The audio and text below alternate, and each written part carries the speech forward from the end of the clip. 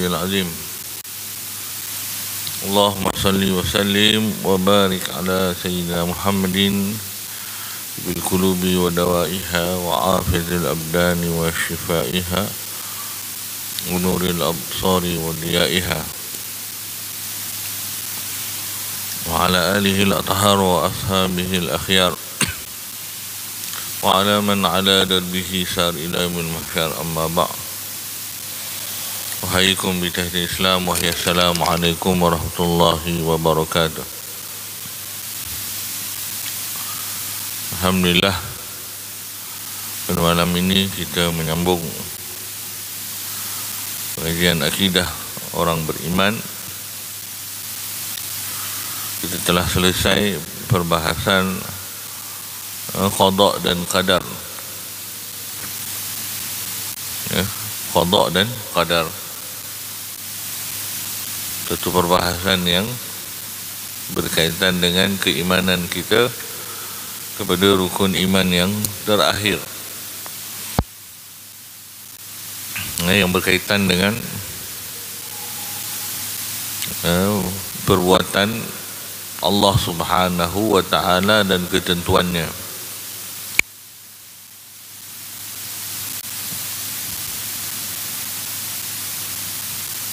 Jadi kita katakan di dalam perbahasan tentang qada dan qadar ini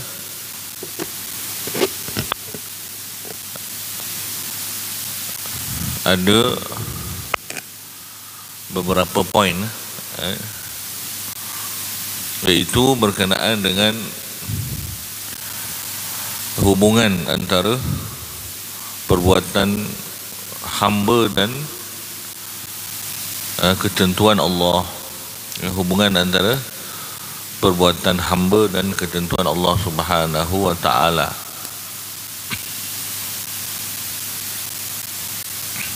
Surat 66.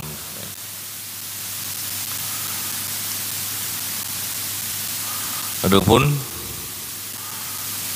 berkenaan dengan hubungan perbuatan hamba dengan ketentuan Allah Subhanahu wa ta'ala, maka di sana ada beberapa pecahan mazhab berkenaan dengan perbuatan hamba. Boleh kita katakan ada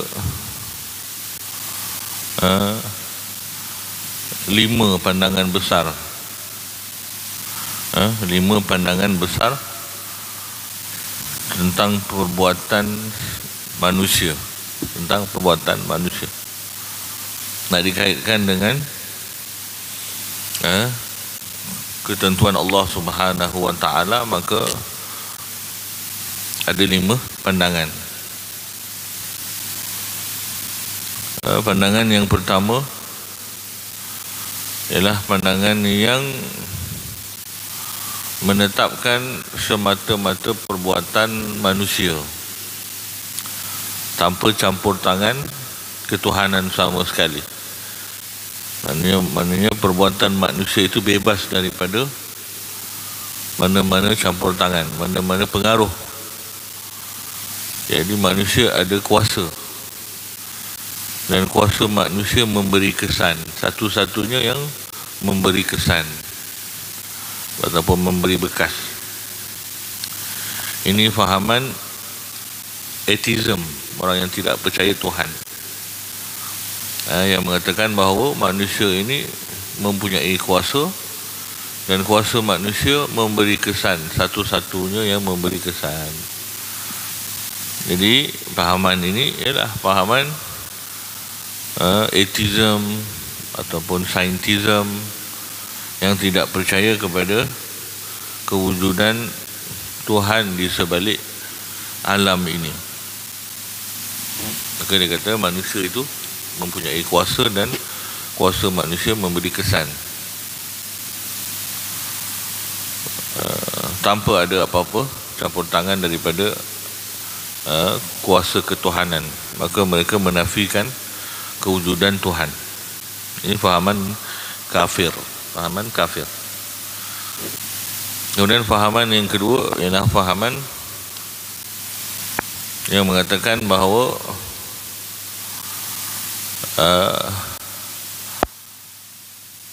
adanya kuasa yang qadim, iaitu kuasa Allah, dan adanya kuasa yang baharu, iaitu makhluk, kuasa manusia. Ada kuasa yang qadim, iaitu kuasa Allah, dan ada kuasa yang baharu, iaitu makhluk. Dan kuasa manusia memberi kesan dengan penyerahan kuasa Allah.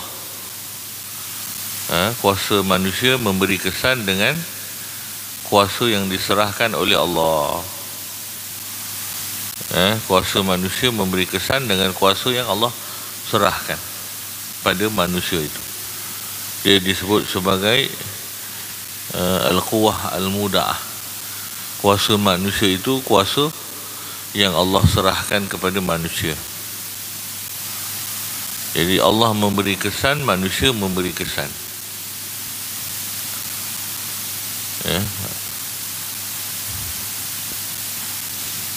Cuma yang berlaku dalam sekeliling manusia iaitu ialah daripada kesan manusia itu. Manusia yang memberi kesan. Ketika manusia menumbuk orang, manusialah yang mencederakan orang itu, bukan Allah. Ketika manusia menikam orang, maka manusialah yang mematikan orang itu, bukan Allah.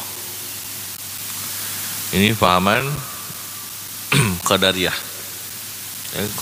Qadariyah. Fahaman qadariyah ini percaya bahawa manusia memberi kesan kepada apa yang dilakukan. Manusia yang memberi kesan pada perbuatannya. Fahaman yang ketiga ialah fahaman juga mengatakan Allah memberi kesan. Allah itu ada kuasa yang azali dan manusia ada kuasa yang baharu, dan Allah juga menyerahkan kuasa kepada manusia dengan kuasa yang diserahkan, sebut kuah muda'ah tadi. Jadi apa beza fahaman kedua dengan ketiga? Fahaman ketiga ini fahaman Mu'tazilah. Fahaman Mu'tazilah. Jadi fahaman kedua mengatakan Allah ada kuasa, manusia ada kuasa, dua-dua beri kesan, tetapi dengan kesan yang Allah serahkan kesan itu kepada manusia. Fahaman ketiga juga begitu. Allah ada kuasa, manusia ada kuasa, kedua-duanya memberi kesan, tetapi dengan kesan yang Allah serahkan kepada manusia. Maka perbuatan manusia itu memberi kesan kepada apa yang dilakukan. Kedua-duanya fahaman ini sama dari sudut kuasa yang diserahkan, kuah muda'ah. Tapi fahaman kedua, Qadariyah mengatakan kedua-dua menafikan Allah yang menentukan. Fahaman kedua dan ketiga menafikan Allah yang menentukan perbuatan manusia. Mereka mengatakan Allah, manusia yang menentukan perbuatan sendiri. Kerana manusia boleh memberi kesan, jadi manusia menentukan perbuatan sendiri. Manusia menentukan perbuatan sendiri. Fahaman kedua dan fahaman ketiga, Qadariyah dan Mu'tazilah. Cuma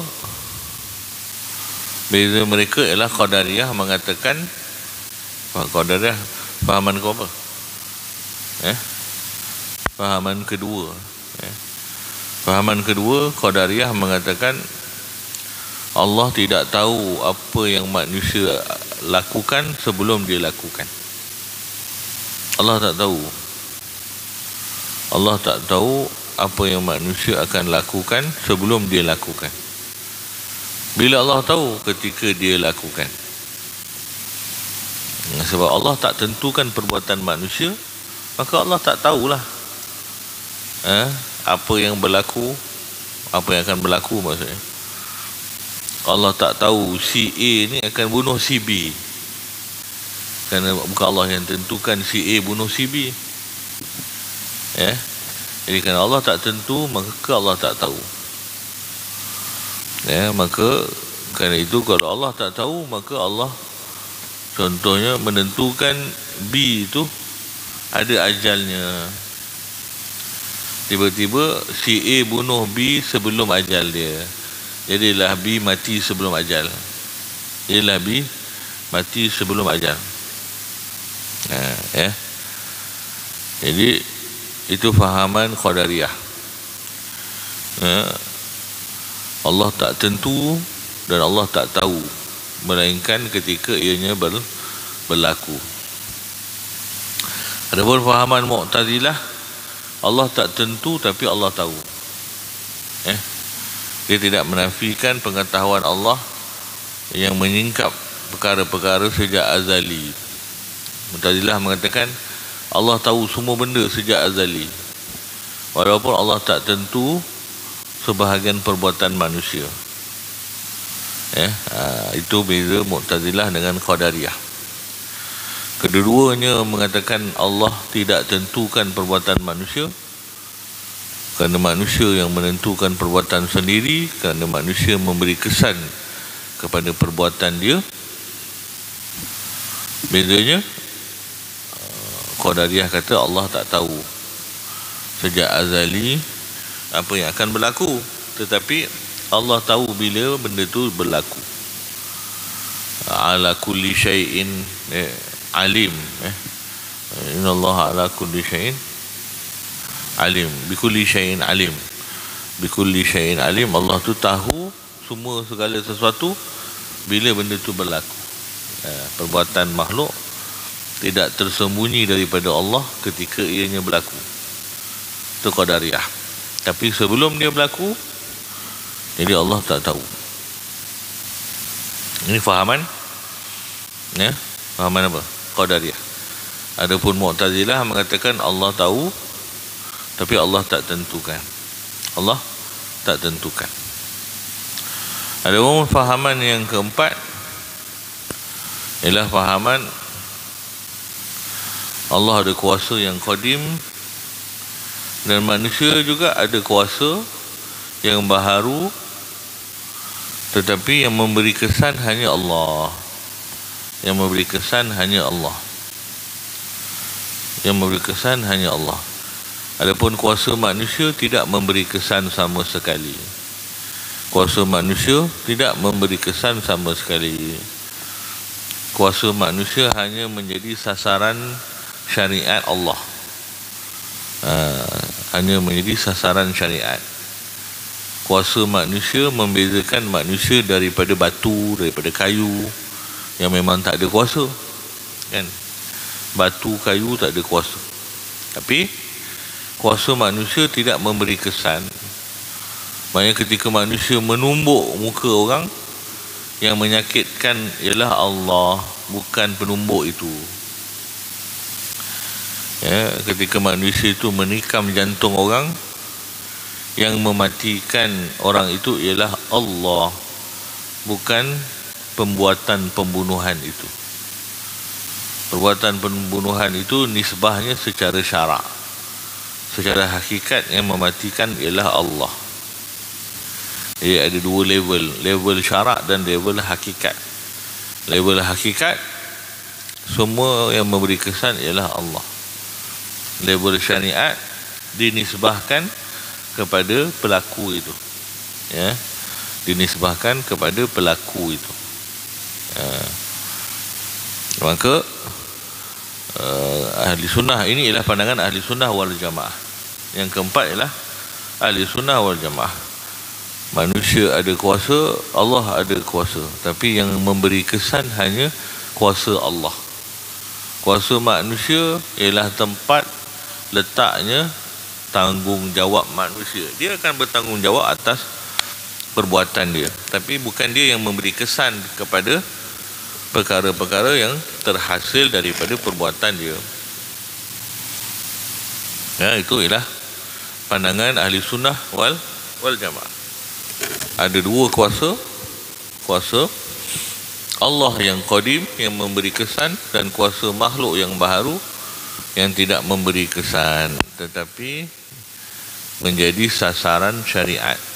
Allah SWT sebut la yukallifullahu nafsan illa wus'aha. Wus'aha itu ialah kemampuan manusia lah. Jadi manusia ada kemampuan, tapi kemampuan manusia tidak memberi kesan. Kerana satu-satunya yang memberi kesan dalam alam ini ialah Allah. Apa makna memberi kesan? Memberi kesan ini mengadakan yang tidak ada dan meniadakan yang ada. Memberi kesan tu maknanya mengadakan yang tak ada, kemudian meniadakan yang ada. Contoh tadi orang tu tak sakit, kita tumbuk dia, tiba-tiba muncul sakit daripada tidak ada kepada ada. Jadi yang memberi sakit itu ialah Allah, bukan penumbuk kita. Kerana manusia tidak memberi kesan, tidak memberi manfaat dan tidak memberi mudarat. Begitu.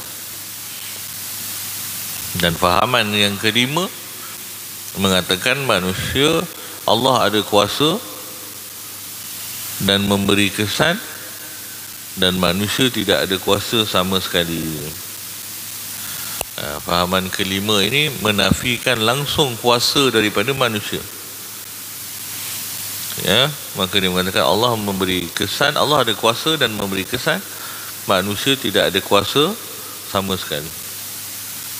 Maka manusia ini dinisbahkan sebagai makhluk yang sama macam batu, sama macam kayu yang tak ada kuasa. Jadi syariat sebenarnya tidak ada manfaatnya. Ini fahaman yang kelima, fahaman Jabariyah. Fahaman Jabariyah yang mengatakan Allah sahaja yang ada kuasa dan yang memberi kesan, manusia tak ada kuasa. Berbeza dengan ahli sunnah. Ahli sunnah mengatakan Allah ada kuasa, makhluk manusia pun ada kuasa. Bezanya, persamaannya ialah hanya kuasa Allah saja beri kesan, tapi tidak menafikan manusia ada kuasa. Jadi 4 fahaman semua kata manusia ada kuasa. Fahaman kelima saja kata manusia tak ada kuasa. Fahaman pertama, fahaman etis, kata manusia ada kuasa mutlak, tak ada campur tangan Allah langsung. Ini kafir. Fahaman Qadariyah mengatakan, yang kedua mengatakan Allah ada kuasa, manusia ada kuasa, dua-dua memberi kesan, tapi manusia memberi kesan dengan kuasa yang Allah serahkan kepada manusia itu.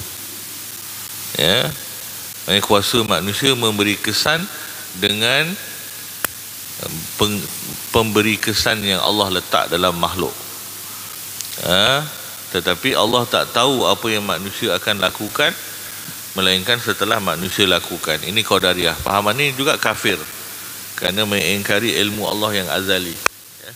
Qadariyah fahamannya kafir kerana mengingkari ilmu Allah yang azali.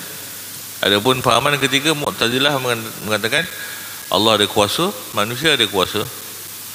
Kuasa Allah memberi kesan dan kuasa manusia juga beri kesan dengan kesan yang Allah letakkan pada diri manusia itu.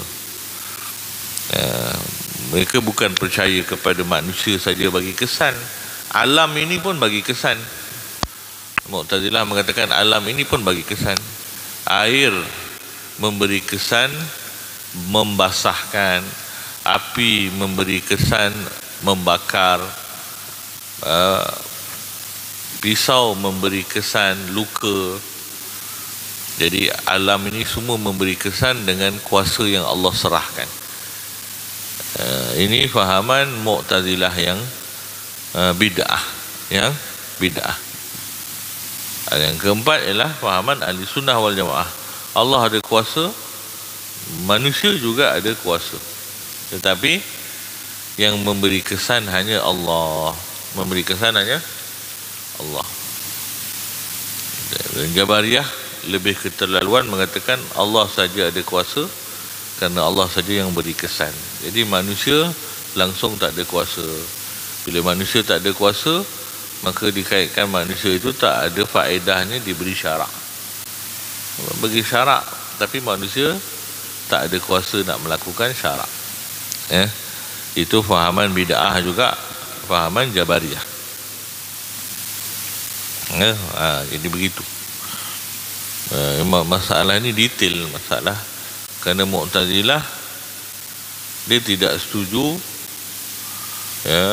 apabila manusia itu Allah yang tentukan perbuatan dia, kemudian Allah yang membalas perbuatan dia. Itu idea asal Mu'tazilah. Mu'tazilah mengatakan Allah menentukan, kemudian Allah yang membalas. Bagi dia itu tak adil, unfair. Bagi kita ahli sunnah wal jamaah, kalau Allah tidak tentukan, maka ada benda yang berlaku di luar ketentuan Allah, maka Allah lemah. Allah lemah. Allah khaliqu kulli syai'. Allah yang ciptakan segala benda. Macam mana pula ada yang terlepas daripada ketentuan Allah? Rukun iman yang ke-6 pun mewajibkan kita beriman dengan qada dan qadar, baik dan buruk. Jadi macam mana ada perbuatan manusia yang terlepas daripada ketentuan Allah? Allah Subhanahu Wa Taala sendiri yang berfirman dalam Al-Quran, wa ma tasha'una illa yasha Allah. Wa ma tasha'un, tidaklah kalian itu berkehendak, illa yasha Allah, melainkan itulah yang Allah berkehendak. Allah Subhanahu Wa Taala berfirman kepada Nabi Muhammad sallallahu alaihi wasallam, wa ma ramaita, tidaklah engkau melemparkan, iz ramaita, ketika engkau melemparkan, walakin Allah rama, tetapi Allah lah yang sedang melemparkan melalui engkau. Allah Ta'ala sebut lagi fa'alun lima yurid, dia satu-satunya yang boleh lakukan apa yang dia nak, tak ada orang lain boleh lakukan apa yang dia nak. Allah Ta'ala lagi yang mengatakan la yus'alu amma yaf'al wa hum yus'alun, dia tidak ditanya apa yang dia buat, tapi manusia yang akan ditanyakan. Jadi banyak dalil ahli sunnah wal jamaah menunjukkan Allah menentukan segala-galanya. Allah yang menentukan segala-galanya. Allah SWT sebut dalam ayat yang masyhur sebagai ayat 1000 dinar. Wa may yattaqillah yaj'al lahu mahraja wa yarzuqhu min haitsu la yahtasib wa may yatawakkal 'ala Allah fa huwa hasbuh innallaha balighu amri. Allah lah yang akan menyampaikan segala urusannya. Semua yang Allah nak tu pasti berlaku. Qad ja'alallahu likulli syai'in qadara. Allah dah jadikan setiap benda ada kadar-kadarnya. Ketentuan Allah. Qad ja'alallahu likulli syai'in qadara. Betul? Wa kana Allahu ala kulli syai'in muqtadira. Apa ayat ni? Betul? Satu ayat lagi yang muqtadira kan. Jadi banyak ayat-ayat yang menceritakan Allah menentukan segalanya, khaliqu kulli syai', dan banyak lagi lah. Maka ahli sunnah wal jamaah menggabungkan antara akal dengan wahyu. Jadi bagaimana nak faham hakikat ni pun tak perlu faham. Kalau orang tanya macam mana nak faham masalah takdir, kita kena satu level dengan Allah. Kita kena satu level dengan Allah untuk faham hakikat takdir. Kalau kita tak satu level dengan ilmu Allah, tak boleh faham lah. Kerana itu ialah antara hikmah tertinggi dalam alam ini. Sahabat tanya Nabi SAW pun Nabi tidak fahamkan. Ketika sahabat tanya, wahai Rasulullah,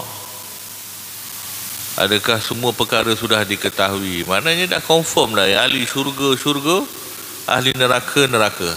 Confirm. Adakah semua benda dah diketahui? Nabi kata, ya, confirm. Semua dah diketahui. Ahli syurga dah diketahui, ahli neraka dah diketahui di sisi Allah. Allah yang tentu belaka. Maka sahabat berkatanya, wahai Rasulullah, lima na'mal ya Rasulullah. Kalau macam tu, kenapa kita beramal? Kalau Allah dah tentu, kenapa kita beramal? Akhirnya semua orang akan pergi ke syurga dan neraka dengan ketentuan Allah. Maka Nabi SAW ketika ditanya, kenapa kita beramal? Nabi SAW tak kata kenapa. Dia kata, i'malu, beramal lah. Nabi jawab dengan jawapan syarak, i'malu, beramal lah. Kemudian Nabi sambung dengan hakikat, kullun muyassar lima khuliqalah. Semua orang akan dipermudahkan laluan menuju kepada jalan yang diciptakan untuknya. Kalau orang itu diciptakan sebagai ahli syurga, dia akan beramal dengan amalan ahli syurga. Kalau orang itu ditentukan sebagai ahli neraka, maka dia akan beramal dengan amalan ahli neraka. Wal-iyazubillah. Tapi kalau semua dah tentu, apakah tinggal harapan kita? Ya, kita mengharap kerana kita tidak tahu. Kita masih boleh mengharap, masih boleh baik sangka, masih boleh sentiasa mengharapkan agar Allah tentukan kebaikan, kerana kita tidak tahu ketentuan Allah pada diri kita. Jangan ketentuan Allah itu menghalang kehambaan kita. Jangan ketentuan Allah menghalang kehambaan kita. Kerja kita ikut apa yang Allah suruh. Serahkan urusan siapa kita di sisi Allah Subhanahu wa taala. Itu akidah ahli sunnah wal jamaah. Kerana hadis banyak menceritakan tentang orang itu sudah ditentukan. Bahkan hadis 40 pun, bila kita belajar ketika bayi dalam rahim ditiupkan roh, maka Allah suruh malaikat tulis rezeki dia, kan, ajal dia, tulis apa lagi, asyaqiyun am sa'id, kan. Itu kan dalam nas sahih. Adakah orang ini bahagia atau celaka? Jadi bayi yang lahir dalam rahim, sebelum dia buat apa-apa lagi, malaikat dah ditulis dia ni orang celaka ke orang bahagia. Celaka maknanya ahli neraka, bahagia maknanya ahli syurga. Dah selesai. Dan Nabi SAW pun sebut dalam hadis sahih, la yadkhulul jannata ahadukum bi amalih. Tak ada orang masuk syurga dengan amal dia. Tak ada. Kerana apa? Semua masuk syurga dengan ketentuan Allah. Sahabat pun terkejut dan tanya, wala anta ya Rasulullah, engkau pun tak masuk syurga dengan amalan kau? Wala ana, aku pun tak masuk syurga dengan amalan aku, melainkan Allah meliputi aku dengan rahmatnya. Maksudnya melainkan Allah yang memilih aku sejak azali dengan rahmat Allah sebagai ahli syurga. Sebagai ahli syurga, tidak akan menambah apa-apa takdir dan tidak akan mengurang apa-apa takdir. Ini keimanan yang sempurna. Sebab tu sekarang ramai orang yang terlibat dengan masalah motivasi, masalah kaunseling. Kadang-kadang dia nak memujuk orang sehingga melepaskan orang daripada ketentuan Allah. Dia kata nasib kita yang tentukan. Mana boleh? Belajarlah dulu akidah, kemudian pujuklah orang dengan pujukan Rasulullah SAW. Tak perlu jadi Mu'tazilah untuk memahamkan orang cara sebenar kehidupan ni. Tidak ada orang yang menentukan nasibnya melainkan Allah. Apa yang kita perlu buat? Kita perlu jadi hamba Allah. Apa yang Allah suruh buat. Apa yang Allah suruh kita redha, kita redha. Itu saja. Kehidupan ni bukan tentang tempat kita nak dapat apa yang kita nak, tapi kita menjadi hamba kepada segala yang Allah inginkan.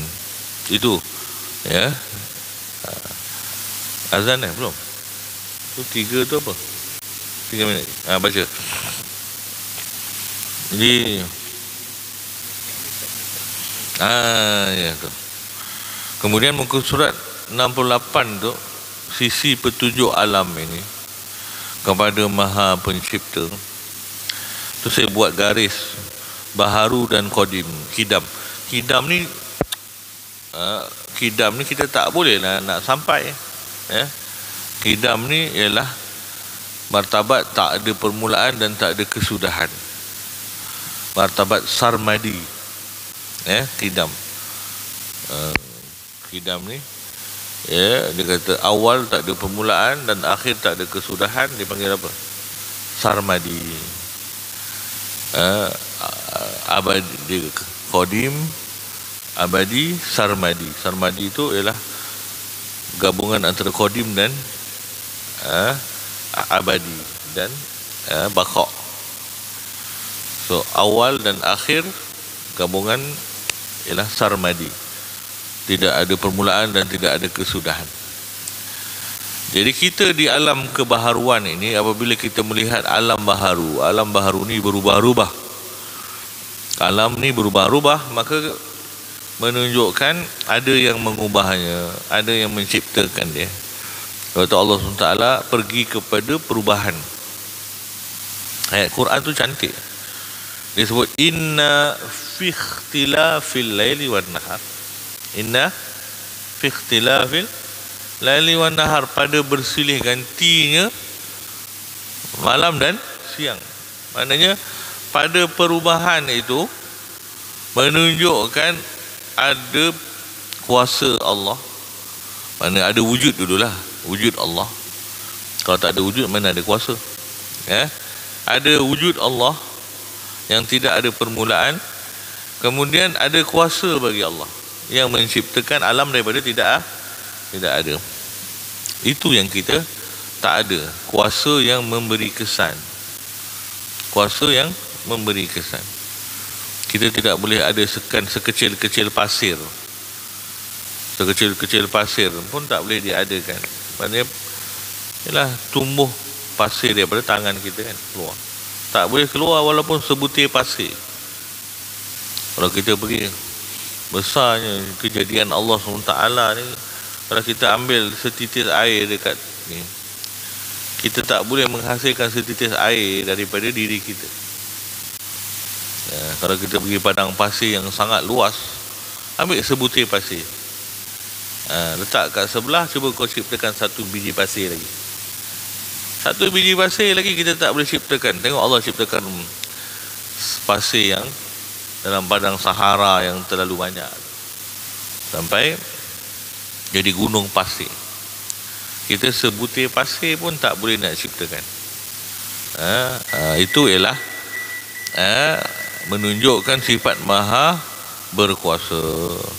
Kemudian peredaran alam ini dengan variasinya, dengan sistemnya, menunjukkan Allah maha berkehendak dan maha mengetahui. Alam ni dia bukan sepah-sepah, kepelbagaiannya saling mempunyai fungsi. Apabila setiap kepelbagaian saling mempunyai fungsi, maka kepelbagaian itu menunjukkan kepada kehendak, dan fungsi-fungsi satu sama lain menunjukkan kepada ilmu Allah. Sila azan, fadal.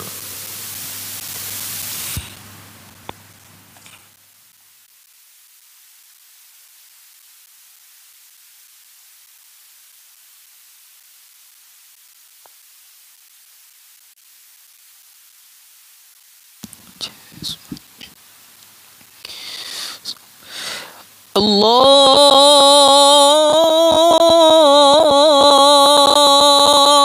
Akbar,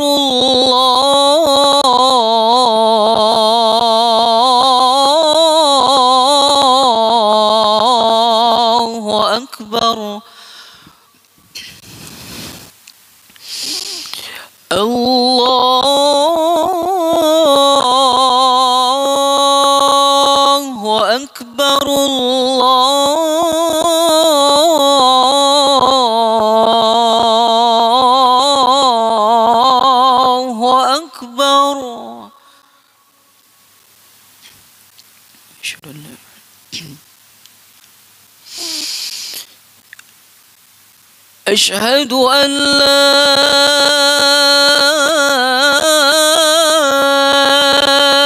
إله إلا الله.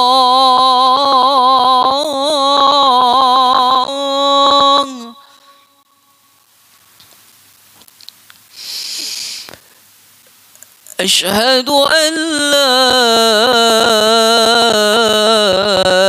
إله إلا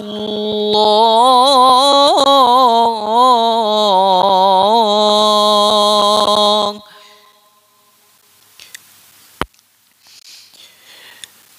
أشهد أن محمد رسول الله.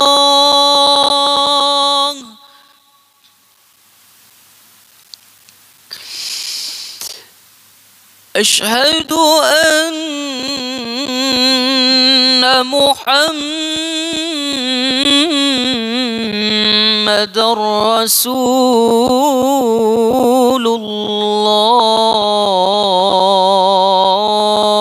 الله.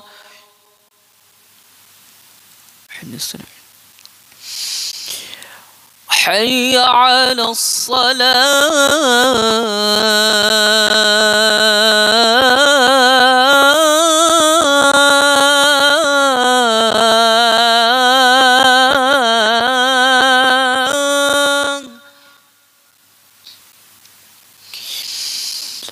حي على الصلاة.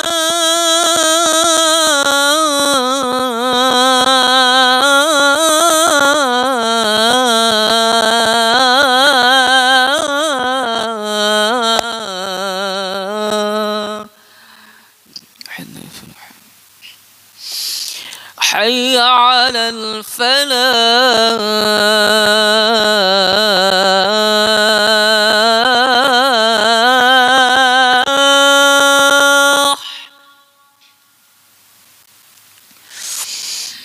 حي على الفلاح.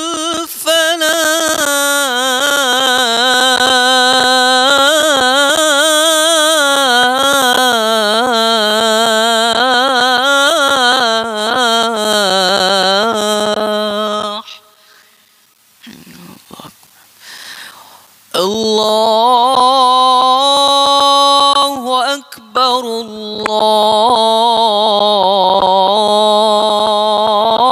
الله أكبر. لا إله إلا الله.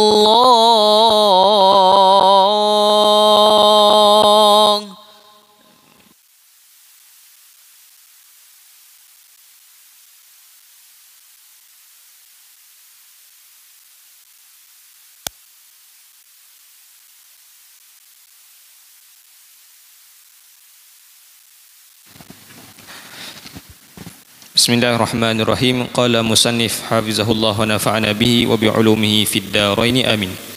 Sifat al-hayah. Sifat hayah yakni hidup ialah suatu sifat yang mana dengan sifat tersebut sahlah Allah Azza wa Jalla bersifat dengan sifat pengetahuan, kehendak dan kekuasaan. Artinya keimanan kepada sifat ini pada orang beriman, Allah Azza wa Jalla adalah Tuhan yang maha hidup tanpa berhajat kepada nyawa, faktor dan sebagainya. Sifat hidup bagi Allah Azza wa Jalla adalah suatu sifat yang azali yang tidak dipengaruhi oleh sebarang faktor luaran.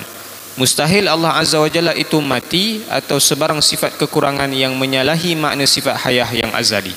Jadi hayah sifat kehidupan itu ialah sifat asas yang kedua selepas sifat wujud. Sifat wujud ialah asas yang paling asas. Kalau tak ada wujud, tak adalah sifat lain. Tapi bila tak ada sifat hayah, tak ada sifat ma'ani. Kalau tak ada sifat hayah, tak ada sifat ma'ani. Tak adalah kudrah, tak adalah iradah, tak adalah ilmu, tak adalah sama' basar dan kalam. Kerana semua sifat ma'ani tadi mestilah ada pada zat yang maha hidup. Kalau tak ada hidup, tak ada sifat ma'ani. Ya, walaupun sifat hayah tak ada ta'aluk, tidak ada hubungan dengan perkara lain selain daripada ianya menetap pada zatnya sahaja, tanpa ada kaitan dengan benda-benda lain. Kalau kuasa ada kaitan dengan makhluk, kan, menciptakan makhluk. Kalau mendengar pun, melihat pun, mengetahui pun ada kaitan juga dengan benda lain, kan. Tapi hidup tidak ada kaitan dengan benda-benda luaran, kecuali hubungannya dengan zat Allah yang menghasilkan kaunuhu hayyan dalam sifat maknawiyah. Ya, maka dia tidak ada ta'aluk, tak ada fungsi tugas dia. Tetapi di dalam memahami sifat hidup Allah, perlu membezakan sifat hidup Allah dengan makhluk. Perlu membezakan sifat hidup Allah dengan makhluk.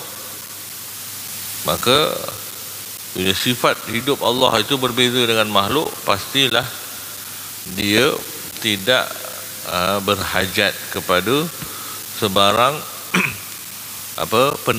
penambahan ataupun kita kata tak berhajat kepada nyawa, tidak berhajat kepada faktor, tak berhajat kepada jantung, tak berhajat kepada oksigen, tak berhajat. Hidup Allah tidak berhajat. Hidup yang azali, tidak dipengaruhi oleh faktor luaran. Itu. Jadi semua sifat salbiah ada pada sifat hidup ini. Sifat salbiah apa? Qadim. Maka sifat hidup Allah qadim. Apa yang kedua? Sifat kekal. Maka sifat hidup Allah kekal. Allah tak bolehlah mati. Kemudian baqa' mukhalafah. Sifat hidup Allah mesti berbeza dengan makhluk yang baharu. Apa berbeza dengan yang baharu ni? Baharu, sifat makhluk baharu, ada jantung, ada oksigen, ada, kan. Jadi sifat hidup Allah tak ada semua itu. Tak ada perkara-perkara yang sama dengan sifat baharu. Dan qiyamuhu binafsihi, sifat hidup Allah tidak boleh berhajat kepada sebarang hajat. Jadi sifat hidup Allah tidak berhajat kepada oksigen, tak berhajat kepada degupan jantung, tidak berhajat. Dan sifat hidup Allah mestilah esa. Satu saja sifat hidup Allah, tidak banyak sifat hidup, satu saja. Sifat hidup Allah satu sahaja. Dengan hidup itulah Allah hidup sejak azali sampai bila-bila. Maka semua sifat salbiah ada pada sifat ma'ani tadi, termasuklah kehidupan. Cuma beza sifat hayah dengan sifat ma'ani lain apa dia? Tidak berta'aluk. Hidup tidak ada ta'aluk. Tidak ada ta'aluk maknanya tidak ada tugas selain daripada ianya hanya ada pada zat Allah. Dia tidak tertakluk kepada sebarang ta'aluk dengan sebarang ta'aluk. Kemudian dalil nakli bagi sifat hayah. Allah Azza wa Jalla berfirman, wa tawakkal 'alal hayyil ladzi la yamut, dan berserahlah engkau kepada Allah Tuhan yang hidup yang tidak mati. Surah Al-Furqan ayat 58. Al-Imam Al-Hakim rahimahullah telah meriwayatkan bahawa Rasulullah sallallahu alaihi wasallam berdoa, ya hayyu ya qayyum, wahai Allah Azza wa Jalla yang maha hidup lagi maha berdiri dengan sendirinya. Jadi Allah Taala sebut tawakkal 'alal hayyil ladzi la yamut, hidup yang tak mati. Maknanya tidak akan berlaku sebarang perubahan pada sifat hidup Allah itu. Baik mati, baik apa saja yang lawan bagi hidup. Lawan bagi hidup apa? Bukan mati saja, tidur pun lawan bagi hidup. Ada orang hidup tapi dia tidur, sama juga macam mati, tak ada kesedaran. Kata Allah Taala sebut dalam Al-Quran apa? Surah Al-Baqarah ayat kursi, Allahu la ilaha illa huwal hayyul qayyum la ta'khudhuhu sinatun wala naum. Mengantuk pun tidak. Sinah tu muqaddimatun naum. Mengantuk lah. Mengantuk pun tidak, tidur pun tidak. Maknanya dalam ayat Quran la yamut, tadi dalam ayat tadi tidur pun tidak, mengantuk pun tidak. Maknanya segala jenis yang berlawanan dengan hidup, iaitu kesedaran mutlak, itu ternafi bagi Allah. Baik ngantuk, ngantuk tu dah hilang 1%, 2% kesedarannya. Baik tidur, baik mati, semuanya itu ternafi daripada Allah. Kemudian dalil akli bagi sifat hayah. Sesuatu yang bersifat dengan pengetahuan, kuasa, kehendak dan sebagainya, pastilah dia bersifat hidup. Maka Allah Azza wa Jalla yang bersifat dengan sifat-sifat tersebut, pastilah juga dia maha hidup dan mustahil dia tidak hidup. Kemudian kesan keimanan pada kehambaan. Seorang hamba yang menghayati sifat hayah yang hakiki adalah milik Allah Azza wa Jalla, yang mana dia mengurniakan sifat kehidupan dunia kepadanya untuk beribadah dan kehidupan akhirat sebagai tempat ganjaran. Maka dia pasti akan berusaha untuk menunaikan tujuan hidupnya agar sampai kepada tujuan kebahagiaan abadi dalam kehidupan yang abadi di akhirat kelak. Bila orang beriman dengan sifat hidup Allah, dan hidup dia itu bukan hidup dirinya tapi ialah anugerah Allah, maka dia akan melaksanakan amanah kehidupan dia sesuai dengan tujuan yang Allah hidupkan dirinya. Nilai hidup manusia itu pada melaksanakan apa yang Allah ciptakan dia untuk itu. Sebab tu bila Allah berfirman, dia ciptakan jin dan manusia untuk beribadah itu, Allah sebut dalam surah Al-Kahf, Al-Muluk, wallazi khalaqal mauta wal haya. Allah ciptakan mati dan hidup. Kalau ikut susunan, hidup dulu baru mati, hidup dulu baru mati. Apa makna Allah ciptakan mati dan hidup tu? Kenapa Allah highlightkan mati tu? Sebab nilai hidup pada mati. Nilai hidup pada mati. Nilai hidup kita di dunia pada mati. Sebab tu orang yang menghargai kematian dia ialah orang yang menghargai kehidupan dia. Kalau dia tidak fikir macam mana dia nak mati, maka hidup dia banyak buang-buang masa. Betul, orang yang fikir kehidupan dia ialah tentang kematian dia, maka dia akan hidup untuk persediaan kematian. Allah letak dah, wallazi khalaqal mauta wal hayata liyabluwakum ayyukum ahsanu amala. Orang yang menjadikan nilai hidupnya ialah pada kematian dia, orang inilah yang akan bersedia untuk beramal dan mati. Kalau dia tidak mengaitkan hidupnya dengan kematian dia, maka dia hidup macam tak nak mati. Bila dia hidup macam tak nak mati, macam-macam lah amal yang dia tak buat. Buat dosa, nantilah taubat, belum tentu sempat taubat. Menangguhkan amal soleh, belum tentu dia sempat buat, ataupun belum tentu dia sempat qada. Dan ini maksud besar Allah Ta'ala ketika menghubungkan antara mati dulu baru hidup. Walaupun tertibnya ialah hidup dulu baru mati, tetapi nilai kehidupan manusia pada kematian dia. Untuk orang yang meninggal dunia, itu orang yang kan ada dua, orang yang meninggalkan dunia dan orang yang ditinggalkan dunia. Orang meninggalkan dunia maknanya dia bersedia nak mati lah. Tapi orang yang ditinggalkan dunia, dia tak bersedia nak mati, tahu-tahu je mati. Orang meninggalkan dunia, okay, dunia bye bye, aku pergi dulu. Ini orang pergi, dia memang dah standby. Tapi orang yang ditinggalkan dunia, dia tengah buat sesuatu, tengah main golf, meninggal tengah. Dia ingat lama lagi dia hidup, mati pula. Maka orang ni ditinggalkan dunia. Dunia kata okay bye bye. Dunia kata okay bye bye, masa kau pergi. Orang meninggalkan dunia dah bersedia. Orang ditinggalkan dunia terkejut, bangun-bangun mati, ma rabbuka. Ini maksud Allah SWT sebut wallazi khalaqal mauta wal hayah. Nabi SAW sebut al-kayyisu, orang yang cerdik, man dana nafsahu, kemudian wa amila lima ba'dal maut, orang yang cerdik, orang yang menahan dirinya daripada mengikut hawa nafsunya dan beramal untuk kehidupan selepas mati. Bukan dekat sini tempat hidup.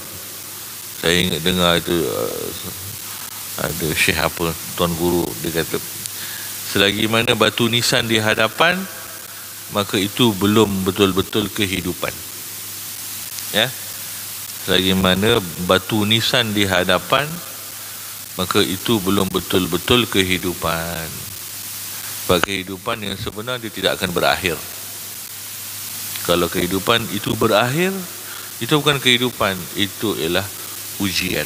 Liyablu wakum, itu ialah tempoh ujian. Tempoh ujian dia mesti selesai, kan? Ada orang masuk SPM selama-lamanya, kan? Masuk, dia mesti ada berapa jam, kan? SPM ni berapa hari, habis kemudian apa? Ambil keputusan, betul? Ujian boleh ke sampai bila-bila? Boleh. Kalau ujian sampai bila-bila, bila nak dapat report? Bila nak dapat kita punya report? Sebab tu Allah sebut liyabluwakum, untuk uji kamu. Maknanya mesti ada masa penamat. Sebab tu Allah highlightkan penamat dulu, al-mauta wal hayah. Kerana kehidupan ini ada kematian, maka dia jadi tempat ujian. Allah bukan nak jadikan kita hidup di dunia, Allah nak jadikan tempat ujian. Nanti dekat akhirat baru tempat hidup. Apa Quran tu, hayatul apa, lahiyal hayawan tu, tahu tu, ya lamun tu ayat tu apa, saya itulah lama tak mulang. Allah SWT sebut kehidupan yang sebenar ialah kehidupan di akhirat. Itu ialah kehidupan yang benar-benar kehidupan. Itu kesan keimanan kepada sifat hidup Allah Subhanahu wa ta'ala. Faham kita hidup ini kita dipinjamkan oleh Allah untuk kembali kepada Allah. Nanti kita sambung sifat as-sam'u wal basar, dan al-kalam. Baik, naktafi bihadzal qadar. Aqulu qawli hadza wa astaghfirullahal azim li wa lakum. Assalamualaikum warahmatullahi wabarakatuh.